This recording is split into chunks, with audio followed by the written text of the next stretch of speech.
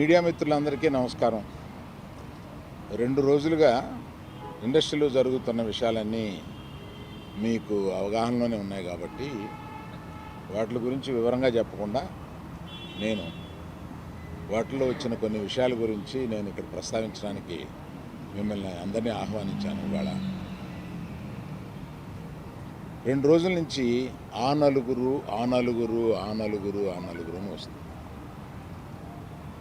ఆ నలుగురు కొంచెం ఆ నెగిటివ్ షేడ్ తోటి, ఆ నలుగురు కబంధాస్తాలతోటి ఈ ఇండస్ట్రీని పట్టుకుని, బాబు ఆ నలుగురికి నాకు సంబంధం లేదు, ఆ నలుగురిలో నేను లేను.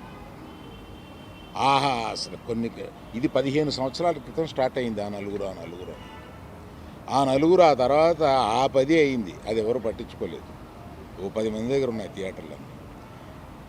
నేను ఆ నలుగురు వ్యాపారంలో నేను బయటకు వచ్చేసాను. నేను లేను. కోవిడ్ ఆ టైంలోనే బయటకు వచ్చేసాను. నాకున్న అంటే ఎగ్జాంపుల్ మీరు ఇలా చెప్పొచ్చు అనుకోవచ్చు, తెలంగాణలో నాకు ఒక్క థియేటర్ కూడా లేదు ప్రస్తుతం. తెలంగాణలో నాకు ఉన్నది ఒకే ఒక థియేటరు, త్రిబుల్ దానికి ఓనర్. కనుక నా దగ్గర ఒక్క థియేటర్ కూడా లీజులో లేదు. ఆంధ్రాలో కూడా అన్నీ వదిలేసుకుంటా వచ్చేసి నా దగ్గర మొత్తం 1500 థియేటర్లు ఆంధ్రాలో ఉంటే, అదే మొత్తం తెలుగు రాష్ట్రాల్లో ఉంటే నా దగ్గర 15 లోపు ఉన్నాయి. అన్నీ వదిలేసుకుంటారాగా అవి కూడా మా స్టాఫ్ తోటి లీజులు అయిపోయిన తర్వాత ఎప్పుడు లీజులు రెన్యూ చేయకండి వీటిని అని చెప్పాను. కనుక నా దగ్గర ఆ థియేటర్లు లేవు. ఎందువల్ల నన్ను అంటే పాత అలవాటు కొద్దీ అందరూ నన్ను ఆ నలుగురులో అదేదో ఫోటోలు వేయడానికి మాది బాగుంటాయి కనుక అందరూ పెద్దల ఫోటోలు వేస్తా, విమర్శకు బాగుంటుంది కనుక కొంచెం అలా విమర్శిస్తున్నారు. నేను దయచేసి మీడియా మిత్రులను అడిగేది ఏంటంటే, ఆ నలుగురు అని వేసేటప్పుడు నన్ను కలపకండి. నేను లేను, ఆ వ్యాపారంలో లేను. నేను అన్నీ వదిలేశాను. 1500 థియేటర్లకి 15 మాత్రమే, 15 లోపే నా దగ్గర ఉన్నాయి. అవి కూడా త్వరలో నా దగ్గర ఉండవు, వద్దని చెప్పాను. అది ప్రథమంగా మీకు అందరికీ చెప్పడం కోసం ఈ మీటింగ్ పెట్టాను. అది కాకుండా నా వృత్తి గత 50 ఏళ్ళుగా సినిమాలు తీయడం. నేను ఆ వృత్తిని నమ్ముకుని ఉన్నాను. ఇది మధ్యలో ఉన్న చిన్న అవకాశం లాంటిది ఏదో వచ్చింది, ఇది నాకు సరిపోదు అని అనుకుని నేను బయటకు వచ్చేసాను. 1వ తారీఖు నుంచి మేము థియేటర్లు మూసేస్తాం అన్న దీని మీద ఆంధ్రప్రదేశ్ మన సినిమాటోగ్రఫీ మినిస్టర్ గారు రియాక్ట్ అయిన విధం చాలా సమంజసమైందని నేను ఫీల్ అవుతున్నాను. ఎందువల్లంటే నాకు కూడా మీరు ఆన్ రికార్డ్ చెప్తున్నాను, ఈ థియేటర్లకు సంబంధించిన ఏ మీటింగ్లోనూ నేను వెళ్ళలేదు. నేను కావాలని వెళ్ళలేదు, నాకు ఇష్టం లేదు. ఈ థియేటర్కి సంబంధించి 3 మీటింగులు జరిగినాయి. 3 మీటింగులకి నేను వెళ్ళలేదు. వెళ్ళకపోగా మా గీతా ఫిల్మ్ డిస్ట్రిబ్యూటర్స్ని కానీ అదర్ అసోసియేటెడ్ ప్రొడ్యూసర్స్ కానీ ఎవరిని వెళ్ళొద్దు అని చెప్పాను. కారణం ఏంటంటే, థియేటర్స్ నిజంగానే స్టాండ్ అలోన్ థియేటర్స్కి చాలా కష్టాలు ఉన్నాయి. ఆ కష్టాలు ఉన్నప్పుడు అవి వచ్చి డిస్కస్ చేసుకుని ఇండస్ట్రీ పెద్దలతో ఛాంబర్ అని ఒకటి ఉంది, గిల్డ్ అని ఉంది, వీటిని అప్రోచ్ అయ్యి అందులో డిస్కస్ చేసుకుని సమస్యలు సామరస్యంగా కుదరకపోతే అప్పుడు ప్రభుత్వానికి వెళ్ళి ప్రభుత్వం చెప్పుకున్నాం. ఎక్కడో ఏదో కుదరక అన్నీ ఫెయిల్ అయినప్పుడు, అయితే అన్నీ ఫెయిల్ అయినాయి కనుక మేము మూసుకుంటున్నాము, 1వ తారీఖు నుంచి మేము మూసేస్తాము అని అంటున్నారు.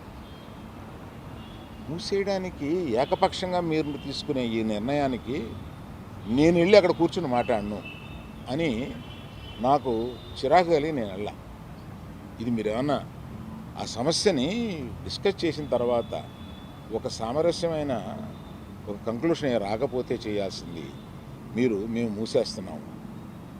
ఏమంటే పవన్ కళ్యాణ్ సినిమా రిలీజ్గా రాబోతుండగా మేము సినిమాలు మోస్తాము అనేది దుస్సాహసం చేయకూడదు.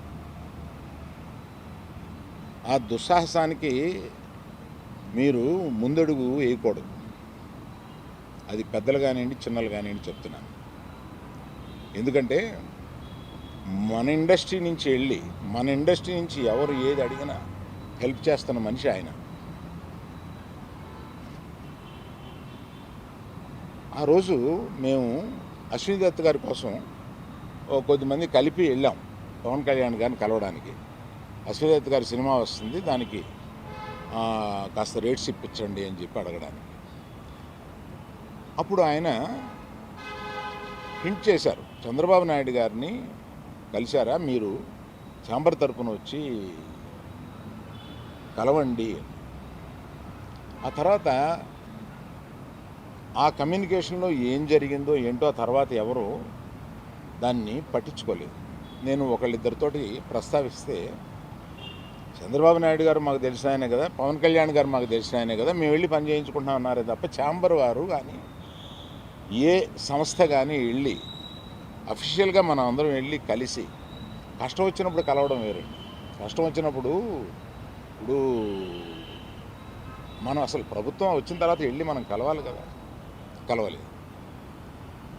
పవన్ కళ్యాణ్ గారు హింట్ చేసినా కూడా అది జరగలేదు. నిన్న ఎవరో మాట్లాడుతూ,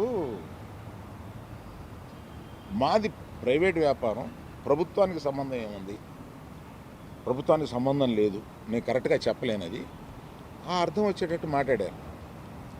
ఏమండి, ప్రభుత్వానికే సంబంధం లేకపోతే 2 సంవత్సరాల క్రితం పెద్ద వాళ్ళందరూ ఇక్కడి నుంచి కదిలెళ్ళి గత చీఫ్ మినిస్టర్ని ఎందుకు కలిశారండి? ప్రభుత్వానికి సంబంధం లేకపోతే.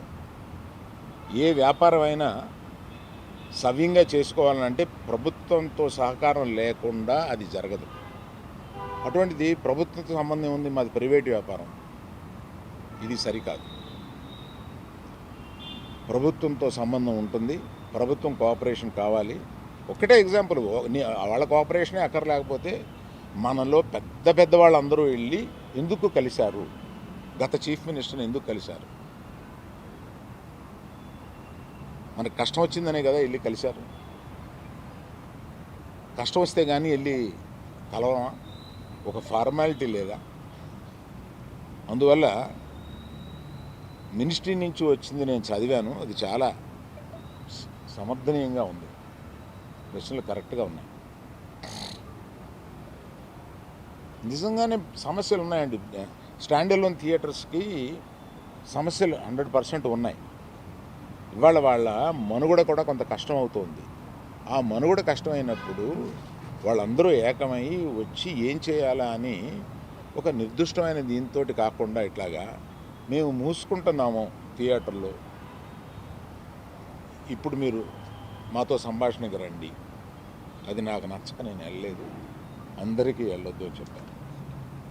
మీరు దయచేసి, నేను మీకు కొన్ని ప్రశ్నలు ఉంటాయి, మీరు ప్రశ్నలు అడగొచ్చు.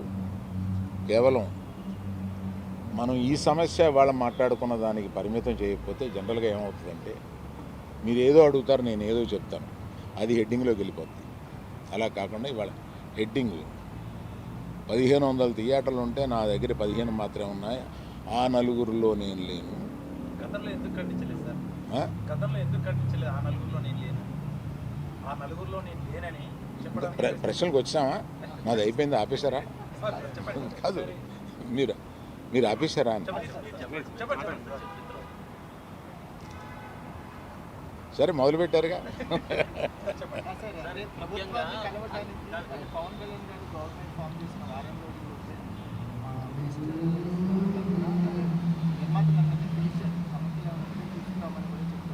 అయినప్పటికీ ఇంత టైం పట్టింది, మళ్ళీ మనం వెళ్ళి వాళ్ళని కలవడానికి కూడా ఇంత టైం పట్టింది. సంఘటనగా వెళ్ళి కలవడానికి టైం పట్టింది, యూజువల్గా వెళ్తున్నారు.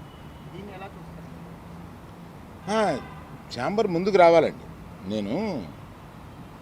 నేను ఛాంబర్లో ఏ పొజిషన్ తీసుకోను. నేను ఎప్పుడన్నా ముఖ్యమైన సంఘటనలు ఇలాంటివి ఎప్పుడన్నా ఉన్నప్పుడు వాళ్ళు పిలుస్తూ ఉంటారు, నేను వెళ్ళి పెద్దగా నేను చెప్పాల్సింది చెప్పేసి వచ్చేస్తూ ఉంటాను. నేను రెగ్యులర్గా జరిగే ఛాంబర్ మీటింగ్స్కి అది వెళ్ళను. నిన్న అంటే కావాలని నిన్న పిలిచారండి. నాకు మేము మూసేస్తాం, మీరు రండి మాట్లాడతాం, అది నచ్చలేదు. కనుక నేను వెళ్ళలేదు. సార్ ఒక సీనియర్ ప్రొడ్యూసర్గా సార్ ప్రసాద్ గారు అన్నారు ఎక్స్టర్నల్ పోతే ఎక్స్టర్నల్ వ్యక్తులతో మాకు సంబంధం లేదు, మేము పరిష్కరించుకుంటామని చెప్పి నేను మధ్యాహ్నం చెప్పాను. సో దాని మీద ఆ వ్యాఖ్యలు అంటే మాలో మేము పరిష్కరించుకుంటాం అన్నది ఏంటంటే, నిర్మాత, డిస్ట్రిబ్యూటరు, ఎగ్జిబిటరు మధ్యలో సమస్యలు ఉంటే మేము పరిష్కరించుకుంటాము అని అనుకుంటారు అని అనుకుంటున్నాను. సార్ ఇండస్ట్రీకి ఇంత ఇంపాక్ట్ చేసే ఒక సమస్య వచ్చినప్పుడు మాట్లాడకపోవడం కూడా మీరు నిజంగానే మీకు నచ్చలేదని చెప్పారు. మాట్లాడటం కూడా అంటే అభివృద్ధి గారు లాంటి పెద్ద వ్యక్తి ఇందులో ఇన్ని సంవత్సరాలకు గతి ఉంది మీకు, మీరు మాట్లాడకపోవడం కూడా ఇబ్బందే కదా. అవునండి, అందుకని మీరు చెప్పాల్సింది కదా. అవునండి, ఒక్క ఎగ్జిబిటర్స్ చెప్పకుండా టోటల్గా ఆంధ్రప్రదేశ్ చెబుదామని తెలంగాణకి చెబుదామని వచ్చాను ఇక్కడికి. అంటే ఈ సమస్య అయిపోయాక వచ్చారు మీరు, లేదు అవలా. ముందు చెప్పాలి కదా. నిన్న పవన్ గారు రిటర్న్ గిఫ్ట్స్ అని చెప్పారు, దానిపైన మీరు మీ అభిప్రాయం? నిజమే కదండి, పవన్ కళ్యాణ్ గారు బాధపడింది 100% నిజం. ఆయన సినిమా వస్తుంటే మేము థియేటర్ మూసేస్తాం అని అంటే ఆయన బెదిరిస్తున్నారా ఏంటి? అంటే నిన్న వాళ్ళు చెప్పడం ఏంటంటే మేము ఎప్పుడూ ఎక్కడ కూడా అఫీషియల్గా థియేటర్స్ని మేము మూసేస్తున్నామని ఎవరు అఫీషియల్ నోట్ రిలీజ్ చేయలేదు.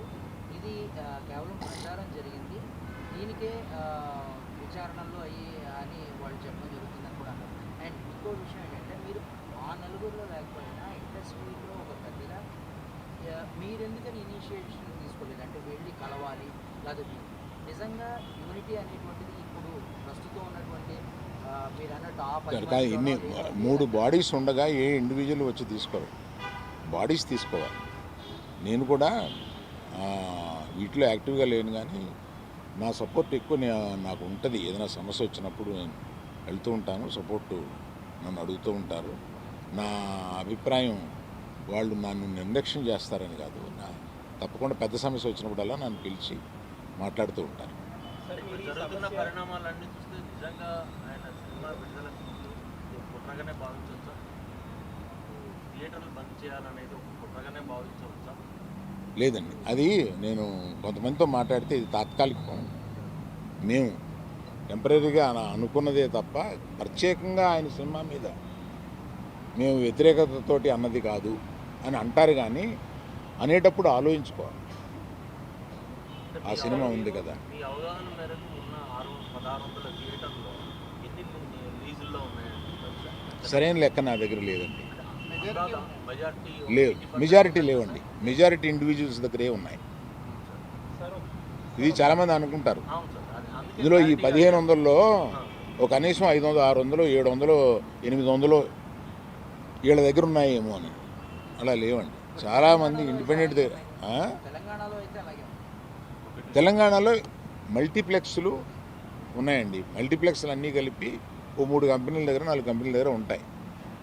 మిగతా ఇండిపెండెంట్ థియేటర్లు కొంతమంది గ్రూప్స్ దగ్గర ఉన్నాయి. అది కాకుండా ఇండిపెండెంట్గా థియేటర్స్ బోల్డ్ ఉన్నాయి. అంటే సింగిల్ స్క్రీన్స్ మీద గుత్తాధిపత్యం అయితే లేదండి. గుత్తాధిపత్యం లేదు అనేది కాదండి, మీరు దయచేసి తిప్పి అడగండి. నేనేం చెప్తున్నానంటే దాన్ని గుత్తాధిపత్యం అంటారో ఒకళ్ళకే. ఇప్పుడు ఏషియన్ ఉందండి for example, number of screens ఉన్నాయి, they are partnership, ownership, lease, వీటిల్లో నంబర్ ఆఫ్ మల్టీప్లెక్సెస్ ఉన్నాయి. దాన్ని ఏమంటాం?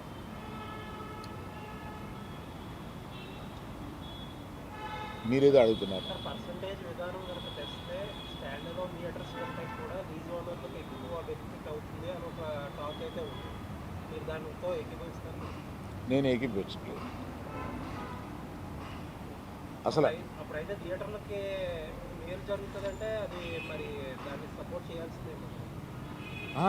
థియేటర్లకు మేలు జరుగుతుందా లేదా, మీకు కావాల్సింది ఏంటి, థియేటర్ల వారికి కావాల్సింది ఏంటి, ఇక్కడ డిస్ట్రిబ్యూటర్ అనేవాడు ఒకడు ఉన్నాడండి, అతన్ని మర్చిపోతున్నా. డిస్ట్రిబ్యూటర్కి ఏం కావాలో కూడా ఆలోచించాలి. నా దగ్గర నుంచి సినిమా తీసుకెళ్ళేది థియేటర్ ఓనర్ కాదు, నా దగ్గర నుంచి సినిమా తీసుకుని వెళ్ళేది ఒక డిస్ట్రిబ్యూటర్. ఆ డిస్ట్రిబ్యూటర్కి కూడా ఏం కావాలో ఆలోచించాలి. సో నిర్మాతకి ఏం కావాలి, డిస్ట్రిబ్యూటర్కి ఏం కావాలి, ఎగ్జిబిటర్కి ఏం కావాలి. సార్ కాకపోతే ఒక వాదన, డిస్ట్రిబ్యూటర్కి నష్టం జరిగితే ఆటోమేటిక్గా తక్కువ రేట్లు పెట్టడమో కొండ మేనేజ్మెంట్ చేస్తారో, నిర్మాతలు ఎఫెక్ట్ అవుతారు, నిర్మాతలు ఎఫెక్ట్ అయితే ఆటోమేటిక్గా రెమ్యూనరేషన్ కూడా తగ్గుతాయని కొంతమంది అంటున్నారు కదా. అది ఫార్ ఫెచ్డ్ థాట్.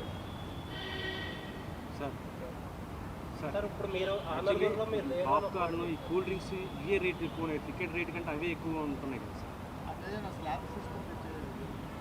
దాని మీద నాకు అవగాహన లేదండి. మీరు వెళ్ళినప్పుడు ఎప్పుడైనా తీసుకుని సార్ మీరు ఆల్రౌండర్, పర్సంటేజ్ విధానం ఎంతవరకు కరెక్ట్ అంటారు? ప్రొడ్యూసర్ ప్లస్ ఎగ్జిబిటర్ రన్నింగ్ అదే ఛాంబర్ వారు సీరియస్గా డిస్కస్ చేస్తున్నారు కదా, ఒక నిర్ణయంలో వచ్చిన తర్వాత నేను చెప్తాను. అంటే మీకు అంటే ఎక్కువ అనుభవం సార్, మీరు చెప్పాలి. ఏపీ తెలంగాణ కర్ణాటకలో తప్ప మిగతా అన్ని చోట్ల కూడా ఈ పర్సంటేజ్ విధానం నడుస్తుంది అని, కేవలం ఈ మూడిట్లో మాత్రమే ఈ రెంటల్ విధానం నడుస్తుందని కూడా. ఏమండి, తెలుగులో మాత్రమే ఎందుకు గొప్ప సినిమాలు వస్తున్నాయి? దీనికి ఒక కారణం చెప్పగలం. అలాగే ఆ పరిస్థితులను బట్టే వస్తుంది తప్ప అన్నిటికీ ఓ రీజన్ ఉంటుందండి. సార్ ఈ డిమాండ్ ఫస్ట్ ఈస్ట్ గోదావరిలో స్టార్ట్ అయింది. మీరు ఫాలో అయ్యి ఉంటే ఫస్ట్ ఈస్ట్ గోదావరిలో స్టార్ట్ అయింది. వాళ్ళు పిలుపునిచ్చే టైంకి అసలు జూన్ 12న పవన్ కళ్యాణ్ గారి సినిమా వస్తుందని ఎవరికి తెలియదు. అప్పటికి అనౌన్స్ కూడా చేయలేదు. వాళ్ళు ఏదో పోస్ట్పోన్ అయింది, ఏదో జరిగింది. సో అసలు ఇలాంటి ఉద్దేశమే లేదు హరిహర వీరమల్లుని ఇబ్బంది పెట్టే ఉద్దేశం. కాకపోతే ఈ పర్సంటేజ్ విధానం, ఈ థియేటర్ స్ట్రైక్ని వ్యతిరేకించే వాళ్ళు తీసుకొచ్చి పవన్ కళ్యాణ్ గారి సినిమాని ఇందులోకి లాగారు. సో దట్ ఏంటంటే పవన్ కళ్యాణ్ గారు అంటే భయపడి అతని పార్టీ తప్పుతుందని చెప్పి అంటారు. ఏమండి, ఒకవేళ స్ట్రైక్ చేయాలనుకుంటే తర్వాత ఇంకొకసారి అయినా చేస్తారు. పవన్ కళ్యాణ్ గారి సినిమా గురించి వెనక్కి వెళ్ళిపోయిన వాళ్ళు ఇది మూసేయాలనుకున్నప్పుడు ఇంకోసారి కూడా వెళ్ళి మూయొచ్చుగా, మూస్తారు. కానీ ఈ సమస్యను డిస్కస్ చేయకుండా ఏకపక్షంగా అలా అనడం అనేదానికి నేను వ్యతిరేకం. అందుకని నేను ఆ మీటింగ్కి వెళ్ళాలి. సార్ మీరు ఇప్పుడు థియేటర్స్ మీద మీకుండే సింపతి మీకు ఉంది, మీరు ఇప్పుడే చెప్పారు. బట్ జెన్యున్ కాజ్లో సఫర్ అయ్యే వాళ్ళు కూడా ఉన్నారు ఇప్పుడు. మొత్తం అదంతా సైడ్ ట్రాక్ అయిపోయి ఇప్పుడు మొత్తం పవన్ కళ్యాణ్ గారి చుట్టూరు, హరిహర వీరమల్లు చుట్టూరు తిరుగుతుంది. సార్ ఆ ఇష్యూ లేకపోతే మీరు బయటకు వచ్చేవారు కాదు. దీన్ని ఎలా చూడొచ్చు అంటారు మీరు? మీరు చెప్పిన దాంట్లో ప్రశ్న ఏమి లేదు, ఎలా చూడొచ్చు? అంటే ఇప్పుడు ఇష్యూ అంతా అసలు రియల్ ఇష్యూ అంతా సైడ్ ట్రాక్ అయిపోయింది, ఎవరో దాని గురించి మాట్లాడట్లేదు. ఇప్పుడు మొత్తం మాట్లాడేదంతా హరిహర అది మీ అభిప్రాయం అయితే ఇక్కడికి వచ్చి చెప్పండి. సార్ ఆనందం కానీ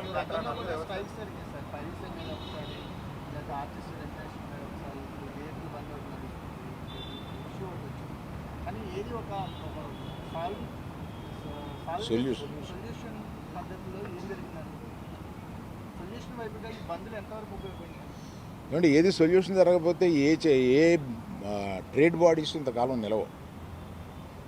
ఇంతకాలం నిలవడానికి ట్రేడ్ బాడీస్ మన ఛాంబర్ పెట్టి 40-45 సంవత్సరాలు అవుతుందండి. ఇంకా పైన ఉందేమో, నాకు కరెక్ట్గా తెలియదు. ఈ ట్రేడ్ బాడీలో కూర్చుని చాలా సమస్యలు పరిష్కరిస్తూ ఉంటారు. గిల్డ్ కూడా ఒకటి మొదలైంది. అవును, గిల్డ్ కూడా ఒకటి మొదలైంది.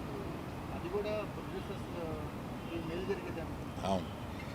ఇప్పుడు ప్రస్తుతం గిల్డ్ వల్ల ప్రొడ్యూసర్స్కి ఎక్కువ మేలు జరుగుతుంది అని నేను అనుకుంటున్నాను. సార్ మరి భవిష్యత్తు ఎప్పుడైనా మరి ఇండస్ట్రీ నుంచి మరి ఏపీ గవర్నమెంట్ని కలవడానికి ఏమైనా అవకాశం ఉందా మర్యాద సార్? దొరకకుండా మర్యాద కలవలేదు దొరకకుండా అనేది కూడా అవునండి, దానికి నేను కూడా చాలా బాధపడతాను. మరి జరిగే అవకాశం ఉంది. థ్యాంక్ యూ అండి. సార్ ఒక లాస్ట్ క్వశ్చన్. సార్ క్యూబ్ కంపెనీలో మీకు ఏమైనా వాటాలు ఉన్నాయా సార్? క్యూ కంపెనీలో నాకు వాటా లేదు. క్యూబ్ మీ చేతుల్లో, యూఎఫ్ఓ సురేష్ బాబు గారి చేతుల్లో ఉంది, అందుకనే థియేటర్స్ కొంచెం సఫర్ అవుతున్నాయని బయట ఒక టాక్ నడుస్తుంది. యూఎఫ్ఓ సురేష్ బాబు గారి చేతిలో లేదు. క్యూబ్లో నేను పార్ట్నర్ కాదు.